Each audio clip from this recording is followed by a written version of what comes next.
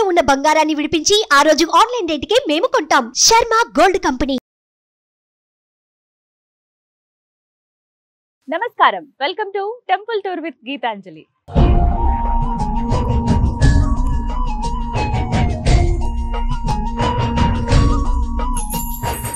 త్రేతాయుగం నుంచి ఈ భద్రాచలానికి ఎంతో ప్రాముఖ్యత ఉందండి. ఎక్కడా మనం ప్రపంచంలో చూడని విధంగా ఆ శ్రీరాముల వారు కుడి చేతితో శంఖాన్ని, ఎడమ చేతితో చక్రాన్ని ఇక్కడ ధరిస్తారు. మరోవైపు ఆ సీతమ్మ తల్లిని ఒడిలో కూర్చోబెట్టుకుని పక్కనే లక్ష్మణుల వారు నుంచున్నట్టుగా విగ్రహాలు ఇక్కడ మనకు కనిపిస్తాయి. అంతేకాదు, రామ భక్తుల్లోనే అతి శ్రేష్ఠులైనటువంటి 3 భక్తులను ఈ ప్రాంతంలోనే స్వామివారు అనుగ్రహించారని చెబుతారు. వారెవరో కాదు, మేరు మేనకల సుపుత్రుడైనటువంటి భద్రుడు, అలాగే గిరిజన మహిళ అయినటువంటి పోకల దమ్మక్క, ఇక మరొకరు కంచర్ల గోపన్న, అదేనండి శ్రీరామదాసులు వారు. వీరి 3 అనుగ్రహించింది ఈ ప్రాంతంలోనే. వారు నిర్మించినటువంటి ఆలయమే ఇది. ఆయన కొలువైనటువంటి ఆ భద్రగిరే ఇది. ఇలా ఎన్నో విశేషాలతో అడుగడుగున ఆధ్యాత్మికత ఉట్టిపడుతూ చరిత్రకు సాక్ష్యంగా నిలిచినటువంటి ఆ రామయ్య ఆలయాన్ని మనము వీక్షిద్దామా? రండి, అలాగే ఆ స్వామివారిని కూడా దర్శనం చేసుకుందాం.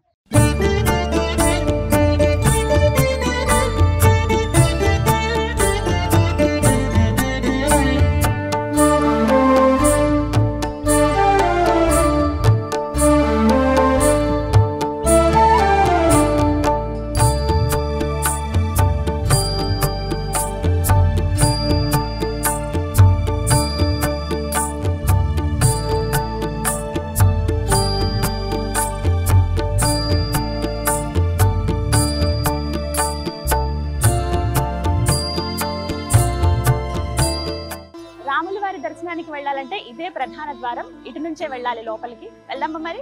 రండి. సుగ్రీవమిత్రం పరమం పవిత్రం సీతాకళత్రం నవమేఘ. ఆలయం లోపలికి మనం అడుగు పెట్టేశాము. కోలాహలంగా ఉంది భక్తులందరితోటి. లోపలికి అడుగు పెట్టగానే మనకి ముందుగా ఎడం పక్కగా గోకుల రామం అని చెప్పి మనకి గోశాల కనిపిస్తుందండి. వచ్చి అక్కడ గ్రాసం కూడా మనం తినిపించవచ్చు. వెళ్ళి ఒకసారి ఆవుల్ని కూడా చూద్దామా మరి? ఆవులున్నాయి, ఎద్దులు కూడా ఉన్నాయి ఇక్కడ. వెళ్దాం. అమ్మా, ఎంత? Thank you. మన చేతులతో ఇక్కడ పశుగ్రాసం మనమే తినిపించవచ్చు అనమాట.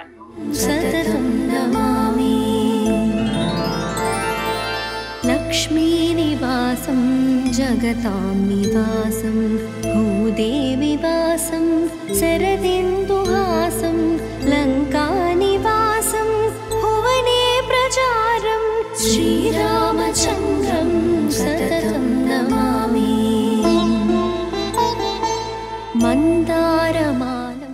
గోవుకి పృష్ఠభాగంలో మహాలక్ష్మీదేవి కొలువై ఉంటుందని చెప్తారు కదా, అందుకే అందరూ కూడా నమస్కారం చేసుకుంటారండి. ముందుగా గ్రాసం పెట్టి ఇలా దండం పెట్టుకోవచ్చు. గోవులోనే సకల దేవతలు కొలువై ఉంటారని చెప్తారుగా. ఒక గోవుకి నమస్కారం చేసుకుంటే 3 దేవతలకు నమస్కారం చేసుకున్నట్టే. గోశాల మనం దర్శించుకున్న తర్వాత పక్కనే దాసాంజనేయ స్వామి వారు కొలువై ఉన్నారండి. రాముల వారు ఎక్కడుంటే హనుమంతుడు అక్కడ ఖచ్చితంగా ఉంటారు కదా. రాముల వారి దర్శనానికి వెళ్లే ముందే ఇక్కడ దాసాంజనేయ స్వామి వారిని మనం దర్శించుకోవచ్చు. రండి, వెళ్దాం. ఆ రామయ్యకి ఎప్పుడూ బంటే కదా హనుమంతుడు. ఈ బంటును నేనయ్యాని నిరంతరం రామనామస్మరణ. మనమైనా ఒక్క నిమిషం అటు ఇటుగా ఏమరపాట్లో ఉంటామేమో కానీ ఆ ఆంజనేయ స్వామి మాత్రం అనుక్షణం ఆయన నరనరాన, ఆయన రక్తంలో ప్రతి దాంట్లోనూ అణువణువున ఆ రామయ్య నిండిపోయాడు. ఒక్క క్షణం కూడా శ్రీరామ అనకుండా ఉండలేరంట. ప్రతినిత్యం అలా ధ్యానం చేస్తూనే ఉంటారు. ఆయన చిరంజీవి కదా, ఇప్పటికీ ఎక్కడో ఉన్నారు ఆయన అని అందరం నమ్ముతాం కదా. అదేవిధంగా ఇక్కడ నిరంతరం రామనామస్మరణ చేస్తూ హనుమంతుల వారి చేతులు జోడించి ఇలా చక్కగా ఇలా కూర్చున్నట్టుగా మనకు కనిపిస్తారన్నమాట. రామ మృదునామమున పులకించు హనుమా రామపద సేవకి అంకితమౌ హనుమా. మనం భద్రగిరి పైన ఉన్నాము. స్వామివారిని దర్శించుకోవాలంటే ఇంకా 51 మెట్లు ఎక్కి వెళ్లాల్సి ఉంటుంది. అయితే వయోవృద్ధులు కానీ వికలాంగులు కానీ ఎవరైనా ఉంటే వాళ్ళ సౌకర్యార్థం ఇక్కడ లిఫ్ట్ కూడా ఏర్పాటు చేశారండి. ఒకసారి ఈ లిఫ్ట్ బయట చూడండి ఎంత అందంగా ఉందో. ఒకవైపు ఏమో ఆంజనేయ స్వామి వారు, మరోవైపునేమో గరుత్మంతులు, ఇక ఇక్కడ శ్రీరామదాసు స్వామివారి అపర భక్తుడు శ్రీరామదాసుకి అలాగా పెయింటింగ్స్ లాగా వేసి అందంగా చాలా అలంకరించారు, నీట్ గా తీర్చిదిద్దారని చెప్పుకోవాలి లిఫ్ట్ ని. అయితే లిఫ్ట్ సౌకర్యం కూడా ఉంది, అలా ఎవరైతే పెద్దవాళ్ళు ఉంటారో వాళ్ళు వెళ్ళడానికి. శ్రీరామచంద్రం సతతం నమామి. సీతారాముల దర్శనం వెళ్లే వారికి స్ట్రిక్ట్ రూల్స్ ఇక్కడ ఉన్నాయండి. ఫోన్స్ కానీ లేకపోతే వాళ్ళతో తెచ్చినటువంటి పెద్ద పెద్ద బ్యాగ్స్ కానీ అలాగే కెమెరాస్ కానీ ఇవేవి కూడా లోపలికి అలౌ చెయ్యరు. సో అందుకని అవన్నీ భద్రపరచుకోవడానికి ఇక్కడ లాక్ రూమ్స్ ఉన్నాయి. ఇక్కడ ఏంటంటే జస్ట్ 5 రూపీస్ 5 రూపాయలు ఇచ్చి మన వస్తువులు ఇక్కడ భద్రపరచుకుని వెళ్ళొచ్చు. మళ్ళీ తిరిగి వచ్చిన తర్వాతే కలెక్ట్ చేసుకోవాలన్నమాట. సతతం నమామి శ్రీరామచంద్రం సతతం నమామి. ఎంత పెద్ద మండపమో, మొత్తం స్తంభాలన్నీ కూడా ఉన్నాయి. మధ్య మధ్యలో ఇది చిత్రకూట మండపం అని అంటారండి. ఇక్కడ స్వామివారికి సంబంధించిన వాహనాలన్నీ కూడా ఇక్కడ భద్రపరుస్తారు. మొట్టమొదటిగా శ్రీరామదాసులు వారు చేయించినటువంటి వాహనం దగ్గర నుంచి ఇప్పటి వరకు స్వామివారికి ఎన్నైతే వాహనాలు ఉన్నాయో దగ్గర దగ్గర ఒక 20 వాహనాలు ఉంటాయండి. అవన్నీ కూడా ఇక్కడే భద్రపరుస్తారు అనమాట. ఇక్కడి నుంచే మనం చూడొచ్చు. చాలా విశాలంగా, చాలా పెద్దగా, నీట్ గా అమర్చారు, మెయింటైన్ చేస్తున్నారనే చెప్పుకోవాలి. ఆ పైనంతా కూడానండి బాపు రమణలు, రాముల వారికి ఎంత అపరభక్తులు మనకు తెలుసు కదా, వాళ్ళు చిత్రించినవి అలాగే వారు రాముడి గురించి రాసినవి ఇలా ఫోటో ఫ్రేమ్స్ లాగా చేయించి ఆ పైన అంతా పెట్టారన్నమాట. చాలా సుందరంగా ఉంది. ప్రత్యేకించి బ్రహ్మోత్సవాలప్పుడు అలాగే శ్రీరామనవమి అప్పుడు ఇంకొన్ని సందర్భాల్లో స్వామివారికి వార్షిక బ్రహ్మోత్సవాలు అవుతూ ఉంటాయి, ఇంకా కొన్ని కార్యక్రమాలు జరుగుతుంటాయి కదా, అప్పుడు ఈ వాహనాలపైన స్వామివారు ఊరేగేది అవన్నీ ఇక్కడే ఉన్నాయన్నమాట. హనుమంతుడు, అలాగే హంస ఉంటుంది, కల్పవృక్షం, అలాగే గరుత్మంతుడు, ఇలా ఎన్నో వాహనాలన్నీ ఇక్కడే భద్రపరిచారు. ఇదే మెట్ల మార్గం, ఇదే 51 మెట్లు. ఈ మెట్ల మార్గం ద్వారానే మనం పైకి వెళ్ళి స్వామివారిని దర్శించుకోవాలి. పైన ఇంకా విశాలంగా ఉంటుంది. వెళ్దాం మరి. రామచంద్ర సంసారతారం నిగమ ప్రచారం ధరావతారం రితభూమి భారం సని. మెట్లకి పైకి రాగానే ముందుగా మనకి దర్శనం ఇచ్చేది ఇక్కడ హనుమంతుల వారే. ఇదిగో ఎంత చక్కగా ఉంటారు తెలుసా, ఇక్కడ స్వామి నుంచుని ఉంటారనమాట. ప్రత్యేకించి మనం రాముల వారి దర్శనానికి వెళ్ళాలంటే ముందు ఆయన బంట హనుమాన్ పర్మిషన్ అడగాలి కదా. వెళ్ళి రాముల వారి దర్శనం మాకు చక్కగా జరగాలి తండ్రి అని చెప్పి ఆయన అడిగితే ఖచ్చితంగా మనకి ఆ రామయ్య దర్శనాన్ని క్షేమంగా అందిస్తాడనమాట. రండి వెళ్దాం, దండం పెట్టుకుందాం.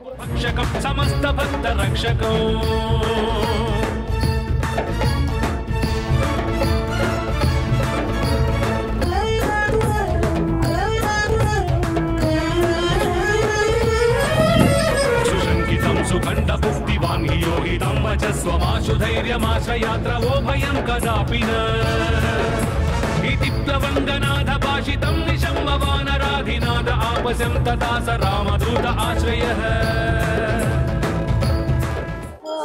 ఇవన్నీ అప్పట్లో చూసారా, మొత్తం సుబ్రహ్మణ్య స్వామి. లక్ష్మీ నివాసం జగతం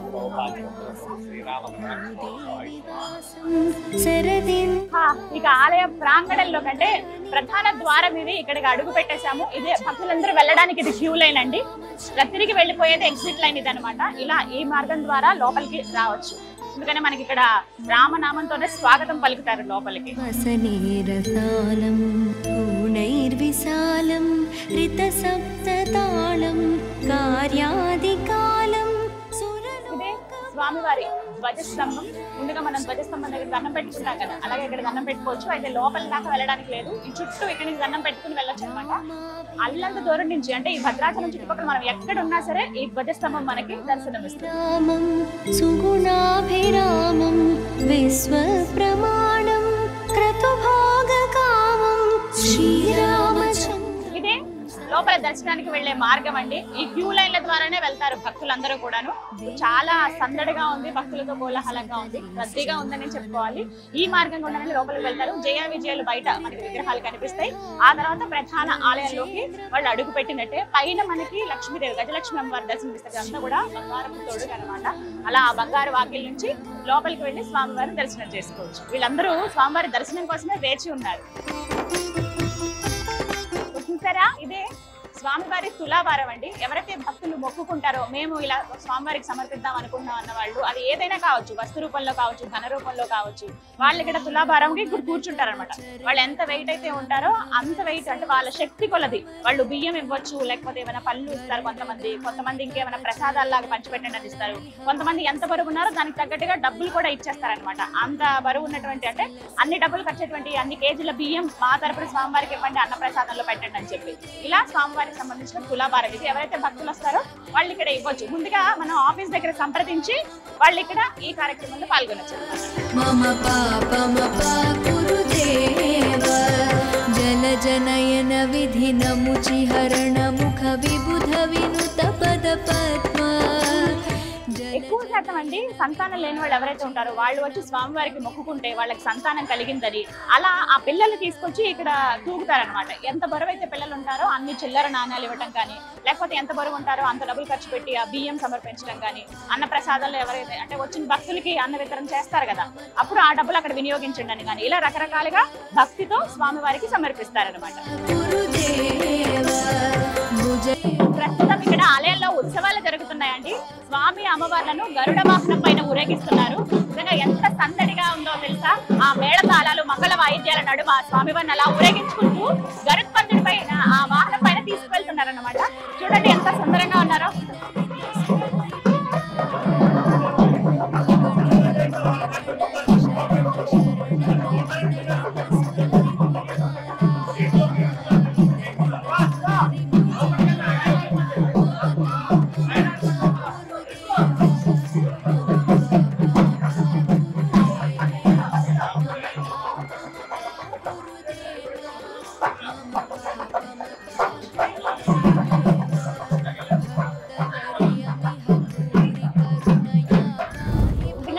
భద్రగిరి పైన మనం నుంచుంటే అడుగడుగున స్వామి మనకు కనిపిస్తూ ఉంటారు. ప్రత్యేకించి అద్భుతాలే, ఒక వైకుంఠంలో మనం ఉన్నామా అన్న భావన కలుగుతూ ఉంటుంది.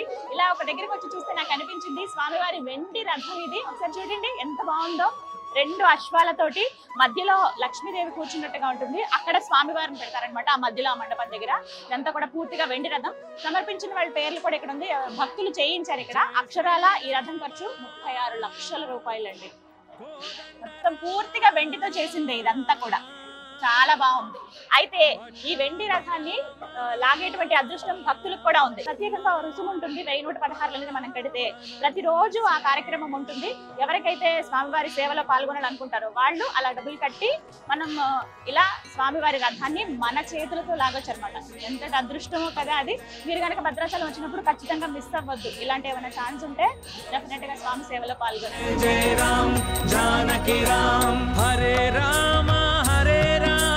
ఆ సీతారాముల దర్శనానికి వచ్చే వాళ్ళు ఫ్రీ లైన్ కూడా ఉంటుంది. స్టార్టింగ్ మనం కింద నుంచి వచ్చినప్పుడు చూసారా అంటే మీకు చూపించాను ఒక లైన్. ఆ దర్శనం అంతా కూడా ఫ్రీ లైనే. మనకి కింద నుంచి క్యూ లైన్ ఉంటుంది. లేదా మేము ప్రత్యేకంగా స్వామివారికి అర్చన చేయించుకోవాలనుకుంటున్నాం అన్న వాళ్ళు 300 రూపీస్ అలాగే 500 రూపీస్ టికెట్స్ ఉంటాయి. లేదా మేము అభిషేకంలో పాల్గొంటాం అనుకునే వాళ్ళు 1500 రూపాయలతోటి అభిషేకంలో కూడా మనం పాల్గొనొచ్చు. వాళ్ళు వెళ్ళడానికి మార్గం ఇటువైపు అన్నమాట. ఇది ఇలా ఈ దారి గుండా వెళ్ళొచ్చు. ముందుగా మనం టికెట్ తీసుకుని వెళ్దాం. హరే రామ హరే రామ రామ రామ హరే హరే హరే రామ హరే రామ రామ రామ హరే హరే హరే రామ హరే రామ రామ రామ. ఇక్కడ ప్రత్యేకంగా కొన్ని ఆచారాలు కూడా ఉంటాయండి. ఎవరైతే నూతన దంపతులు ఉన్నారో వాళ్ళు ఖచ్చితంగా వివాహం జరిగిన వెంటనే స్వామివారి దర్శనానికి వస్తారు. ఇక్కడ స్వామివారి కళ్యాణంలో కూడా పాల్గొంటారనమాట. అలా కొత్తగా పెళ్ళైన జంట కూడా వచ్చారు చూడండి.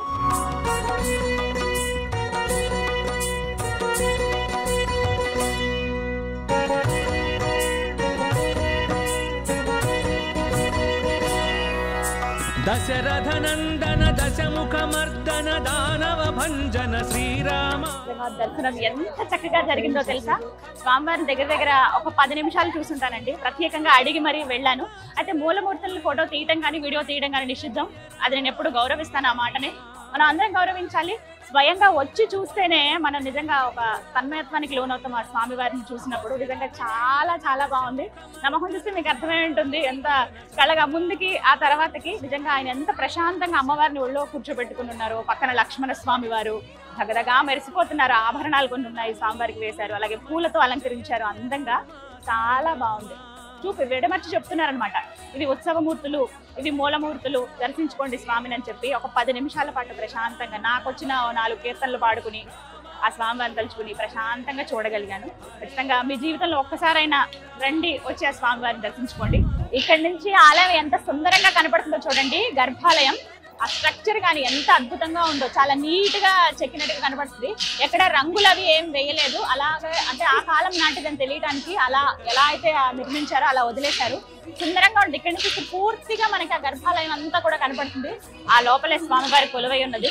ఆ భద్రాద్రి రాముడిని చూస్తే నిజంగా మనసంతా నిండిపోతుందండి. మళ్ళీ మళ్ళీ చూడాలని ఉంది నాకు, కానీ అందరికి అవకాశం ఇవ్వాలి భక్తులకి. మళ్ళీ ఆ రామయ్య పిలిస్తే ఖచ్చితంగా వెళ్తాను. దర్శనం చేసుకుని అలా బయటికి రాగానే మనకి ఇక్కడ వైకుంఠ రాముడి దర్శనం మరొక్కసారి జరుగుతుందండి. ఒక్కసారి ఇలా చూడండి, గోపురం పైన బంగారం తొడుగు వేశారు అక్కడ స్వామికి. లోపల మూర్తి ఏ విధంగానైతే కొలువై ఉంటారో అచ్చు అదే విధంగానండి. లక్ష్మణ స్వామి వారు అలా నుంచున్నట్టుగా, ఒడిలో ఆ సీతమ్మను పెట్టుకుని రాముల వారు అలా కూర్చున్నట్టుగా ప్రశాంతంగా కనిపిస్తారు. కింద అంటే ఎవరి కోరిక మేరకు వైకుంఠం నుంచి శ్రీరాముల వారి కదలి వచ్చారు అంటే ఆ విష్ణుమూర్తి మళ్ళీ వైకుంఠ రాముడిగా కొలువై ఉన్నారు. ఆ భద్రుడు మనకు అక్కడ కొండల్లో ఆయన ఉన్నట్టుగా కనిపిస్తుంది. పూర్తిగా ఒక్కసారి చూడండి, ఇక్కడ నుంచి చూస్తే నిజంగా ఆ రామయ్య దర్శనం అయినట్టేనండి. దర్శనం చేసుకుని వచ్చి ఇక్కడ ఒక్కసారి ఆ గోపురానికి దండం పెట్టుకుంటే, అక్కడ కనిపించేటువంటి ఆ వైకుంఠ రాముడికి దండం పెట్టుకుంటే చాలు. నిజంగా వైకుంఠంలో ఆ స్వామిని చూసినటువంటి అత్యంతమైన అద్భుతానికి, ఆ అమిత ఆశ్చర్యానికి మనం లోనవుతాము. అంతటి అదృష్టం అని కూడా చెప్తూ ఉంటారు. దండం పెట్టుకోండి మీరు కూడా.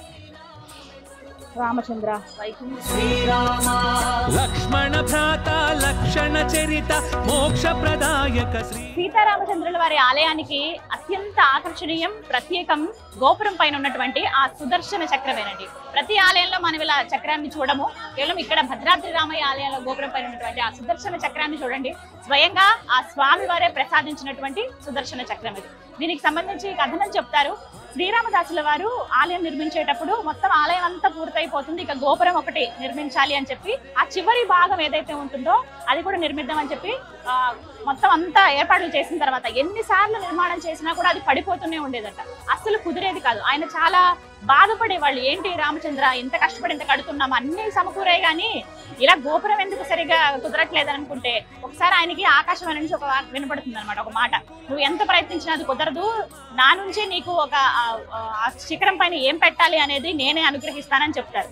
అలా సరే స్వామివారే ఇస్తానన్నారు కదా అని ఆయన ఆ రోజు రాత్రి నిద్రలోకి వెళ్ళిన తర్వాత స్వప్నంలో ఆ శ్రీరాముల వారే దర్శనమిస్తారు. ఆ ఒక మాట చెప్తారనమాట, నువ్వు ఎందుకు అంత ఇబ్బంది పడుతున్నావు, బాధపడుతున్నావు, ఇదంతా నేనే కదా నీతో చేయించుకున్నాను, నువ్వు ఏమాత్రం చింతించకు, రేపు ఉదయాన్నే వెళ్ళి నువ్వు గోదావరి నదిలో ఒకసారి స్నానం ఆచరించు, అక్కడ పెట్టాల్సిన సుదర్శన చక్రాన్ని, ఆ చక్రాన్ని నేనే అనుగ్రహిస్తానని చెప్తారు.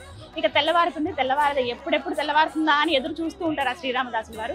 వెంటనే వెళ్ళి గోదావరి నదిలో స్నానం ఆచరిస్తూ ఉండగానే అలా గోదావరి నదిలోంచి సుదర్శన చక్రం కొట్టుకుని వస్తుంది. ఆ చక్రమే ఇక్కడ పైన పెట్టారనమాట. అది చూసారా, నిజంగా స్వయంగా ఆ స్వామి వారు ప్రసాదించినటువంటి సుదర్శన చక్రం అది. ఎంతో ఆనందంతో స్వయంగా స్వామివారే ఇచ్చారని చెప్పి తీసుకొచ్చి ఆ గోపురం పైన ఎలా పెడతారు. అప్పటి నుంచి ఎలాంటి ఇబ్బంది ఉండదు. ఆ తర్వాత మొత్తం తర్వాత స్వామివారిని లోపల ప్రతిష్ఠించేదాకా విగ్రహ నిర్మాణం కావచ్చు, ఆలయ నిర్మాణం కావచ్చు, ఇవన్నీ కూడా జరుగుతాయి. చాలా సుందరంగా కనపడుతుంది. అప్పటి నుంచి ఆ సుదర్శన చక్రాన్ని అందరూ దర్శించుకుని తరిస్తారనమాట. ఎంత మనం లోపల దర్శనం చేసుకుని అంతా వచ్చినా కూడా గోపురం పైన ఉన్నటువంటి ఆ సుదర్శన చక్రాన్ని చూస్తే ఇక మనసంతా నిండిపోతుందండి. స్వయంగా ఆ విష్ణుమూర్తి అంటే ఆ రాముల వారే అందించారు కదా. రమ్యమైనది రామనామము రామనామము రామనామము. వీళ్ళంతా కూడా దర్శనం కంప్లీట్ చేసుకుని బయటికి వచ్చిన వాళ్ళు అనమాట. ఇక్కడ స్వామివారి తీర్థ ప్రసాదం అందిస్తూ ఉన్నారు. ఇక్కడ నుంచి అలా ముందుకు వెళ్తే ఇక్కడ భద్ర మహర్షి వారి సన్నిధి కూడా ఉంటుంది. అక్కడికి వెళ్ళి చూడొచ్చు. అంటే ఎవరైతే భద్రుడు ఆయన కోరిక మేరకే కదా రామావతారం పూర్తయిన తర్వాత కూడా ఆయన వైకుంఠంలో ఉండి ఆ భక్తుడి కోసం అన్ని విడిచిపెట్టి వైకుంఠ రాముడిగా ఈ భద్రగిరిపై వచ్చి కొలువు ఉన్నాడు ఆ భద్రాద్రి రాముడు. ఇదో ఆయనకి సంబంధించినటువంటి విగ్రహం కూడా అంటే కొండ రూపంలో మనం ఇక్కడ చూడొచ్చు అనమాట. ఆలయం కూడా ఇక్కడే ఉంది.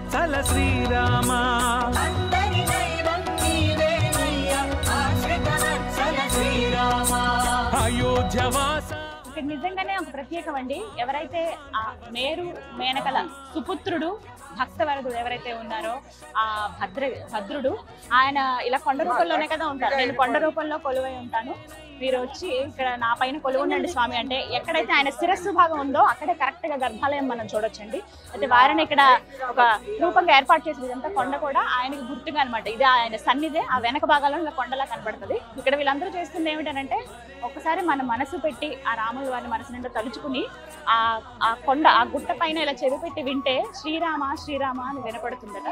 మనం కూడా వెళ్దాం, అదంతా మన భక్తి కదా, ఒకసారి వెళ్ళి విందాం.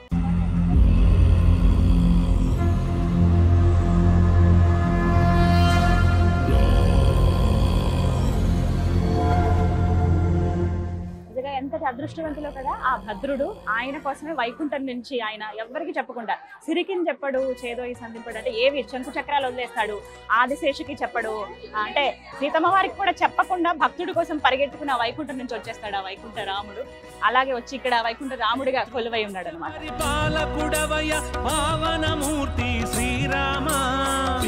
శ్రీరామ రామ రామేతి రమే రామే మనోరమ సహస్రనామ తత్తుల్యం రామ నామ వరామ. సీతారామచంద్రుల వారి యాగశాల ఇది. ఇక్కడే యజ్ఞం అవి నిర్వహిస్తారండి. ఒక మాట చెప్తారు, ప్రత్యేకంగా కాశీ క్షేత్రంలో మనం 1000 మందికి అన్నదానం చేసిన, ఇక్కడ ఒక్క భక్తుడికి అన్నదానం చేసిన ఒకటే అని చెప్తారు. నిజంగా అదృష్టం ఇలాంటి ప్లేసెస్ కి మనం రావాలన్నా దర్శించుకోవాలన్నా ఇక్కడ యజ్ఞ యాగాదులన్నీ కూడా ఇక్కడే నిర్వహిస్తారనమాట. ఇక్కడ కొంతమంది ఋత్వికులు కూర్చోవడానికి సరిగ్గా స్థలం ఉంది, బయట నుంచి ఇలా వీక్షించవచ్చు. ఇదే యాగశాల.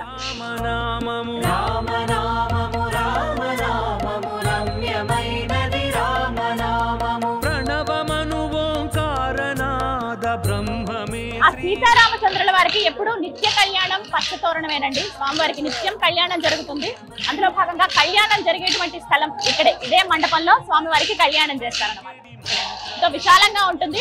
కళ్యాణం అయిపోయిన తర్వాత ఎప్పటికప్పుడు క్లోజ్ చేసేస్తారు. అయితే భక్తులు కూర్చోవడానికి చాలా స్థలం ఉంది ఇక్కడ నుంచి వీక్షించవచ్చు. నూతన దంపతులు కావచ్చు, అలాగే వాళ్ళ వివాహ రోజులు ఉన్నప్పుడు, అంటే పెళ్లి రోజులు ఉన్నప్పుడు అలా చాలా మంది వచ్చి కళ్యాణం ఇక్కడ జరిపించుకుంటారన్నమాట. ప్రతినిత్యం ఉంటుంది. మన ఆసక్తి, మన భక్తి వచ్చి స్వామివారి కళ్యాణంలో పాల్గొనవచ్చు.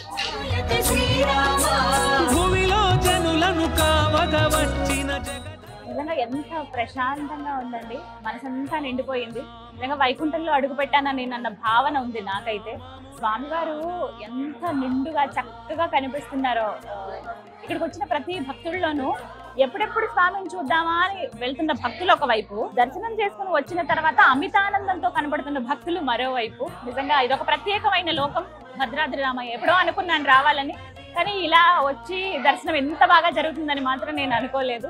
చాలా సంతోషం అనిపించింది. సాధారణంగా నాకు మా అమ్మగారు చెప్పేవాళ్ళు, ఎక్కడైతే కీర్తనలు ఉంటాయో, ఎక్కడైతే భజనలు చేస్తారో, ఎక్కడైతే రామ సంకీర్తనలు స్మరణలు జరుగుతాయో అక్కడ శ్రీ మహావిష్ణువు కొలువై ఉంటాడు అని చెప్పారు మా అమ్మగారు.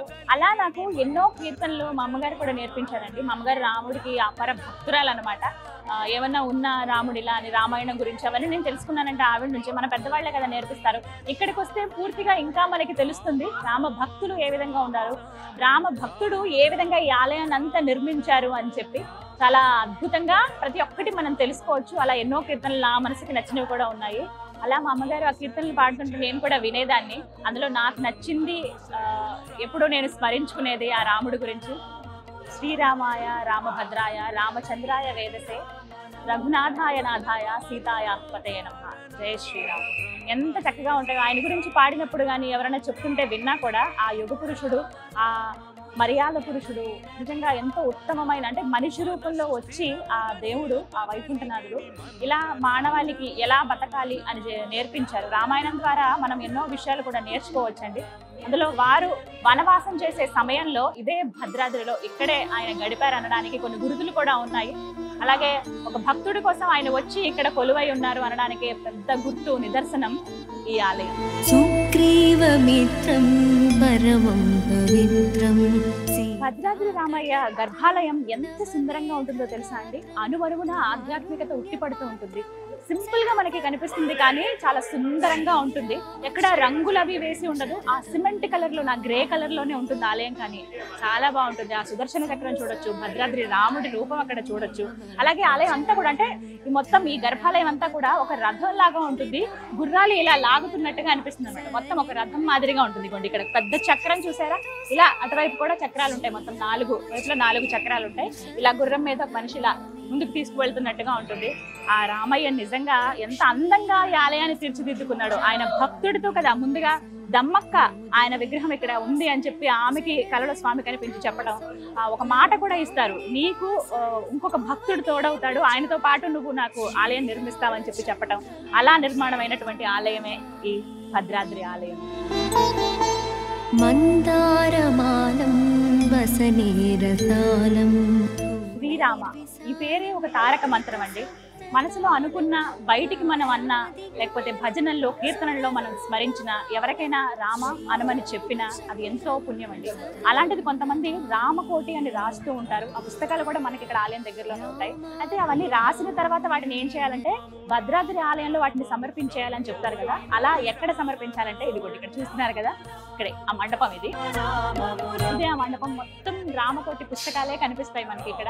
మనం ఒక దీక్షగా తీసుకుని కొంతమంది, లేకపోతే ప్రతినిత్యం ఇన్ని రామనామాలు అని చెప్పి కొంతమంది రాస్తూ ఉంటారు. అలా ఆ పుస్తకం తీసుకువెళ్ళి ఆ రామనామాలు రాసి తర్వాత మళ్ళీ ఇక్కడ భద్రాచలంలోనే ఇక్కడ స్వామివారి సన్నిధిలోనే ఇక్కడ ఈ మండపం దగ్గర అవి ఇచ్చేస్తారనమాట. అక్కడ సమర్పించేస్తారంటే ఆ రాముని తలుచుకుంటూ మనం రాసినటువంటి ఆ రామకోటని మళ్ళీ ఆ రామయ్య చెంతకే ఇచ్చేసినట్టు అనమాట.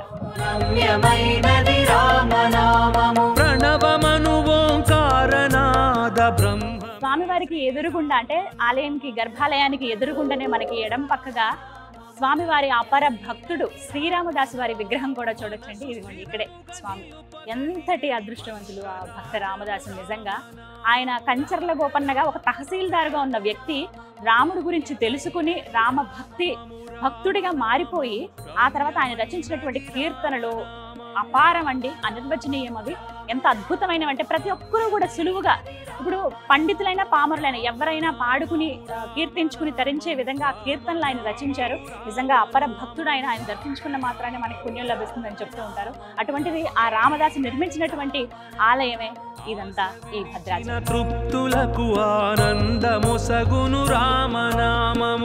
ఇక్కడ స్వామి అమ్మవార్ల శేష వస్త్రాలని ఇక్కడ అమ్ముతూ ఉంటారండి. కావాలంటే మనం తీసుకోవచ్చు. ఎవరైతే భక్తులు ప్రేమతో భక్తితో స్వామివారికి సమర్పిస్తారు కదా, స్వామివారికి పంచ కానీ అమ్మవారికి చీర కానీ అలాగే లక్ష్మణ స్వామివారికి పంచ, ఇవి ఇచ్చినవన్నీ కూడా ఇక్కడ విక్రయిస్తారు. మనం ఏదైనా పూజలు జరిగినప్పుడు ఏమైనా శుభకార్యాలప్పుడు ఈ వస్త్రాలు కట్టుకుని మనం ఆ పూజలో పాల్గొనొచ్చు. అంటే అంతటి పవిత్రమైనవి, స్వయంగా స్వామి అమ్మవార్లకి ధరింపజేసినవి ఇస్తారు. లేదంటే ఉట్టిగా అమ్మవారి దగ్గర పెట్టిన చీరలు కావచ్చు, అలాంటివి కూడా ఇక్కడ మనం తీసుకోవచ్చు. అమ్మవారి చీర అంటే ఎంత అదృష్టమో కదా అది కట్టుకోవాలంటే. స్వామివారికి దీపారాధన చేయొచ్చు. అయితే ఆలయం బయటనే, మనకి లోపల ఎక్కడ కూడా మనకు అవకాశం ఉండదు కాబట్టి ఇక్కడ స్వామికి నేతి దీపాన్ని సమర్పించి వెళ్ళొచ్చు అనమాట లోపలికి. కొంతమంది దర్శనం అయిపోయిన తర్వాత వచ్చి దీపాన్ని వెలిగిస్తారు. ముందుగా కూడా దీపాన్ని వెలిగించి మనం లోపలికి వెళ్ళొచ్చు. ఇక్కడ 1,00,000 ఒత్తులు, 1,00,000 ఒత్తులు, అలాగే 1116 ఇలా ఈ ఒత్తుల సంఖ్యను పెట్టి ఇలా దీపంలో పెట్టి మనకి ఇస్తారనమాట. నేను కూడా దీపం వెలిగిస్తాను.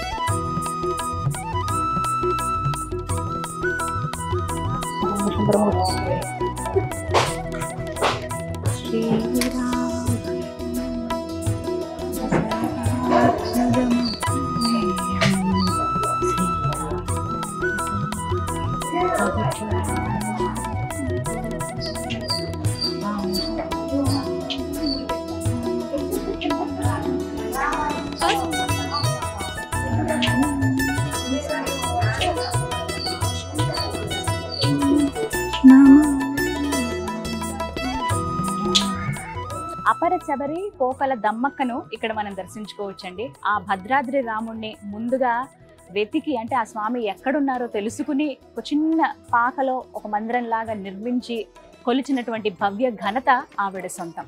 ఆవిడని ఇక్కడ విగ్రహ రూపంలో పెట్టారు. ఎలా అయితే ఆమె కొలిచిందో ఒక తాటాకు పాకలో స్వామివారిని ఇలా పెట్టి, అంటే సీతమ్మ వారు స్వామివారు అలా ఉన్నట్టుగా, పక్కన లక్ష్మణ స్వామివారు ఉన్నట్టుగా, అంటే ఒకే శిలపైన వాళ్ళు అలా లభించారు.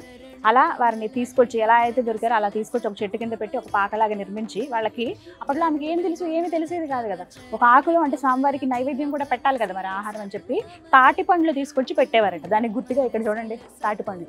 ఆవిడ ఎంత వృద్ధురాలంటే ఇంకా నడవలేని స్థితి ఆవిడది. కొంచెం ఆ ఏజ్లో ఆమెకి స్వామివారు అలా కనపడడం, కళలో కనిపించడం నిజంగా అద్భుతమే.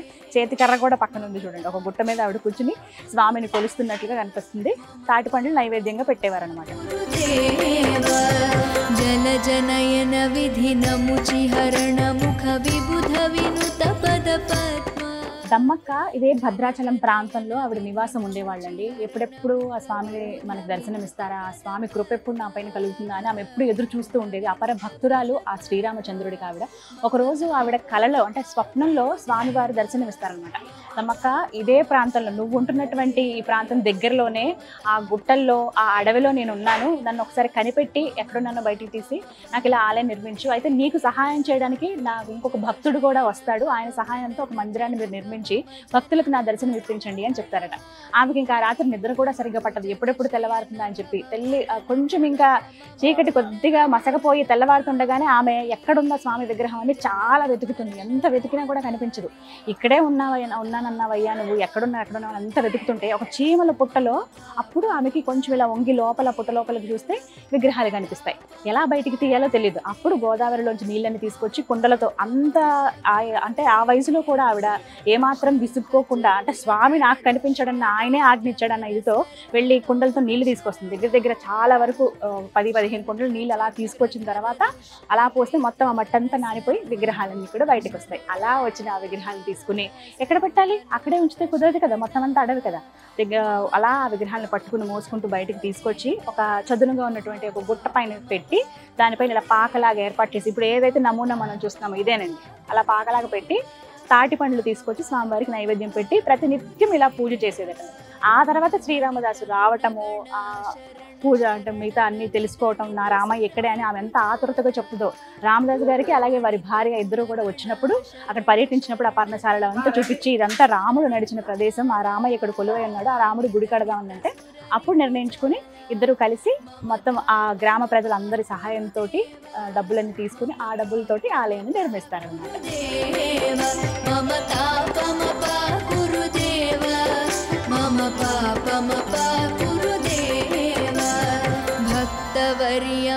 ప్రతి సంవత్సరం శ్రీరామనవమి రోజున సీతారాముల కళ్యాణం ఎంత వైభవంగా జరుగుతుందో మనందరికీ తెలిసిందే కదా. ఆ కళ్యాణం జరిగేది ఇక్కడే. ఇదే మిథిలా స్టేడియం అంటారు ఈ ప్రాంతాన్ని. లక్షల మంది చూస్తుండగా ఇక్కడ స్వామివారికి కళ్యాణం జరుగుతుంది. ఇంకా కోట్ల మంది టీవీల ద్వారా మనం అలాగే ఫోన్స్లో మనం వీక్షిస్తూ ఉంటాం అనమాట. ఇక్కడికి వచ్చి ఆ కళ్యాణంలో పాల్గొనటం, అక్కడ నుంచి చూడడం అనేది చాలా గొప్ప అదృష్టం. సంవత్సరానికి ఒక్కసారి జరిగేటువంటి ఆ కార్యక్రమంలో పాల్గొనాలని ఎంతోమంది పరితపిస్తూ ఉంటారు. చాలా కొద్ది మందికి మాత్రమే అదృష్టం దొరుకుతుంది. నేనైతే ఎప్పుడు చూడలేదు. ఎప్పుడైనా ఒక్కసారి ఆ కళ్యాణం చూసే భాగ్యం దక్కాలని ఆ రామచంద్రుల వారికి మనం విన్నవించుకుందాం. భక్తవర్యమిహ భూరి కరుణయా పాహి భారతీ తీర్థం. భక్తవర్యమిహ భూరి కరుణయా పాహి భారతీ తీర్థం. పాహి భారతీ తీర్థం. మమ తాపమపా గురుదేవ మమ పాపమపా గురుదేవ. నిజంగా ఎంతటి అదృష్టమో. స్వామివారి ప్రసాదం తీసుకున్నాను అంటే అందరూ తీసుకున్నట్టుగా వెళ్ళి ఆ లడ్డు కౌంటర్ దగ్గర నుంచుని ప్రసాదం తీసుకోవడం కాదండి. ఇప్పుడే స్వామివారికి నివేదించినటువంటి మధ్యాహ్న సమయం అయింది. మీకు దాదాపుగా చూస్తే అర్థమై ఉంటుంది, అందరూ కూడా వెళ్ళిపోతూ ఉన్నారు. సమయం అంటే ఆలయం వేళలు కూడా ఉదయం 5 గంటల నుంచి మధ్యాహ్నం 1 గంట వరకు, మళ్ళీ 4 గంటలకి ఆలయం తెరుస్తారు. 4 గంటల నుంచి రాత్రి 8 వరకు తెరిచి ఉంటుంది. అయితే ఈ మధ్యాహ్న సమయం ఏదైతే స్వామివారికి ప్రసాదం అంటే ఆ నైవేద్యాన్ని నివేదన చేస్తారో అదే నైవేద్యం ప్రసాదంగా నాకు అందించారు. కదంబం ఇవాళ స్వామివారికి నివేదించారనమాట. ఆ ప్రసాదం వేడివేడిగా ఉంది. ఇంకా అయ్యగారు వచ్చి ఇవ్వగానే చాలా సంతోషం అనిపించింది. చాలా ప్రత్యేకమమ్మ, స్వామివారికి ఇప్పుడే నివేదించినటువంటి ప్రసాదం ఇది, కదంబం అని చేతికిచ్చారు. అదృష్టం నిజంగా. ఇక మనందరికీ ఎంతో ఇష్టమైన స్వామివారి ప్రసాదం అందించేది ఇక్కడేనండి. ఇవే ఆ కౌంటర్స్. మనం ఆలయం లోపల నుంచి కూడా ఇలా రావచ్చు, లేదంటే మొత్తం ఆలయానికి వెనక భాగంలో ఉంటుంది. ఈ మాఢ వీధుల్లోనే ఇలా నడుచుకుంటూ వచ్చి ఇక్కడ తీసుకోవచ్చు అనమాట. ఇక్కడ మనకి ప్రత్యేకంగా స్వామివారిది కళ్యాణం లడ్డు ఇక్కడ మనం కొనుక్కోవచ్చు. అలాగే మామూలుగా స్వామివారి ప్రసాదం లడ్డు, చక్కెర పొంగలి, పులిహోర ఇవన్నీ ఇక్కడే దొరుకుతాయి. ఇదే పోకల దమ్మక్క స్వామివారి అన్నప్రసాద భవనం. ఇక్కడే స్వామివారి అన్నప్రసాద వితరణ జరుగుతుంది. దర్శనానికి వచ్చిన భక్తులందరూ కూడా ఒక్కసారైనా ఆ స్వామివారి ప్రసాదం తీసుకుంటే చాలు, అది మహద్భాగ్యం అని ఫీల్ అవుతారు. అలాంటి వారందరూ కూడా ఇక్కడ ప్రసాదాన్ని తీసుకుంటారండి. సమయం ఉంటుంది ప్రత్యేకంగా, మధ్యాహ్న సమయంలో ఇక్కడ భోజనాలు ఉంటాయి. అప్పుడు వెళ్ళి మనం భోజనం చేయొచ్చు. నిజంగా చాలా అమృతంలాగా ఉంటుంది స్వామివారి ప్రసాదం అయితే. ఎవరైతే ఇలా వచ్చి దర్శనానికి స్వామివారి దర్శనం చేసుకుని అన్ని విశేషాలు చూసి ఇక్కడ చుట్టూ షాపింగ్ అవి చేసుకుని చివరిగా స్వామివారి ప్రసాదం తీసుకోవడంతో ఆ రాముల వారి దర్శనం కంప్లీట్ అయినట్టే. నా దర్శనం కూడా దాదాపుగా పూర్తయిపోయింది. నేను కూడా అన్నప్రసాదానికి స్వీకరించడానికి వెళ్తాను. ఎవరైతే భద్రాచలం వస్తారో ఖచ్చితంగా ఇవన్నీ కూడా దగ్గరుండి, అంటే మీరు కొంత సమయం అంటూ పెట్టుకుని మొత్తం వీక్షించండి, అణువునా చూడండి. ఆ భద్రాద్రి రాముడి విశిష్టత అనేది ఎంతో అద్భుతంగా ఉంటుంది, కన్నుల పండుగగా ఉంటుంది. వీలైతే 1-2 రోజులు ఇక్కడ గడపండి, స్వామివారి కళ్యాణంలో పాల్గొనండి, తరించండి. ఇదే నా కోరిక. అంటే ఇలా ఒక వీడియో చేయడానికి కూడా కారణం అదే, అందరికీ తెలియాలని చెప్పి. అందరూ వచ్చి ఆ స్వామివారి కృపకి పాత్రలు అవుతారని కోరుకుంటూ ఇది వాళ్ళ టెంపుల్ టూర్ విత్ గీతాంజలి మరో దివ్య ఆలయ సందర్శనంతో మళ్ళీ మీ ముందుకు వస్తాను. జయ శ్రీరామచంద్ర ప్రభు. సుమన్ టీవీలో మీ పర్సనల్ అండ్ బిజినెస్ ప్రమోషన్స్ కోసం కింది నెంబర్కి కాంటాక్ట్ చేయండి.